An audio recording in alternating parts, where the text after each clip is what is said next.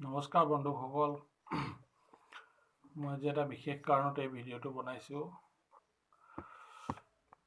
ভিডিঅ'টো সকলোৱে শেষলৈকে চাব বুলি আশা কৰিছোঁ। ভিডিঅ'টোত মই এখন কিতাপৰ কথা ক'ব বিচাৰিছোঁ। কিতাপখন মই অলপ দিনৰ আগতে কিনি পঢ়িছিলোঁ।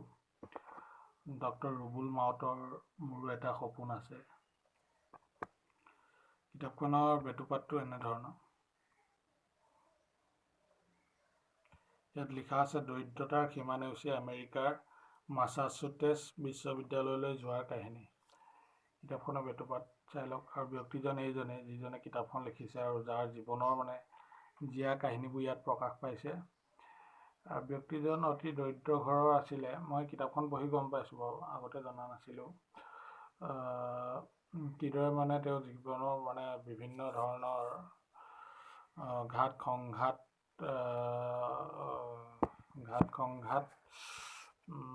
পাৰ হৈ জীৱনৰ এনে এটা সফল বাটত আগুৱাই গৈছে।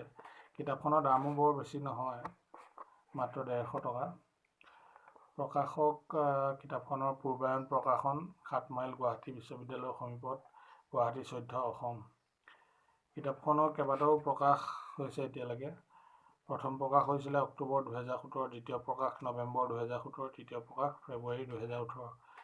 ক্ৰিয়েট 2 বছৰতে যথেষ্ট বিক্ৰী হৈছে বুলি ক'ব পাৰি। কাৰণ কিতাপখন পঢ়িবলৈও অতি ধুনীয়া। এই ব্যক্তিজনৰ জীৱনৰ যিখিনি কষ্ট কৰিছিলে লাইফত ছাকচেছ হ'বলৈ, সেই সকলোখিনি এই কিতাপখনত তেখেতে সুন্দৰভাৱে লিখি দিছে। তেখেতে কেতিয়াবা দুই এটা সৰু সুৰা ইলিগেল বা বেয়া কামো কৰিবলগীয়া হৈছিলে জীৱনৰ বাটত আগবাঢ়ি যাবলৈ। কিন্তু এইবোৰ ইমান কথা ধৰিবলগীয়া বা ক'বলগীয়া বিশেষ বা সমালোচনা কৰিবলগীয়াও বিষয় নহয়। কাৰণ সফলতাৰ বাটত বহুতো ভাল বেয়া যিকোনো পৰিস্থিতিৰ সন্মুখীন হ'বলগীয়া হয়।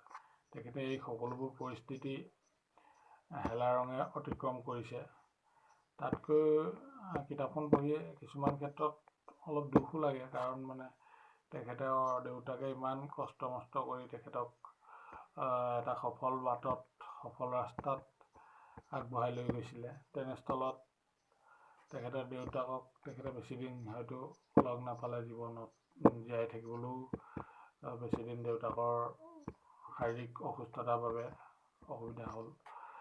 গতিকে কিতাপখন সকলোকে পঢ়িব বুলি মই অনুৰোধ কৰিছোঁ। যিসকলে ভিডিঅ'টো চাই আছে সকলোৱে যাতে কিতাপখন পঢ়ে, আনকো পঢ়াওক। কাৰণ কিতাপখনৰ দামো বেছি নহয়, 150 টকা মাত্ৰ।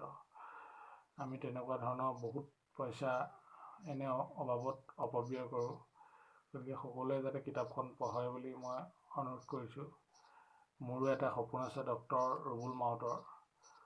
আপোনালোকে যদি কিতাপখন পঢ়িব বিচাৰে, এমাজনতো পাব। তাৰপিছত কিতাপঘৰত আপোনালোকৰ ওচৰৰ দোকান বজাৰ সকলোতে পাব। গতিকে কিতাপখন সকলোৱে পঢ়ে বুলি অনুৰোধ কৰিছোঁ। কিতাপখন ষ্টুডেণ্টে হওক বা বিভিন্ন ব্যক্তিৰ কাৰণে, বিভিন্ন কাম কাজৰ লগত জড়িত ব্যক্তিৰ কাৰণেও কিতাপখন যথেষ্ট অনুপ্ৰেৰণামূলক, উৎসাহজনক কিতাপ। যিখন পঢ়ি ছাত্ৰ ছাত্ৰীৰ লগতে বিভিন্ন ব্যক্তিয়ে বা জীৱনত হাৰি যোৱা বা হাৰিব খোজা ব্যক্তিও যে আকৌ জীয়াই থাকিবলৈ শক্তি পাব বা ইনস্পায়াৰ হ'ব। গতিকে কিতাপখন পঢ়ে বুলি সকলোকে অনুৰোধ জনাই ভিডিঅ'টো সমাপ্ত।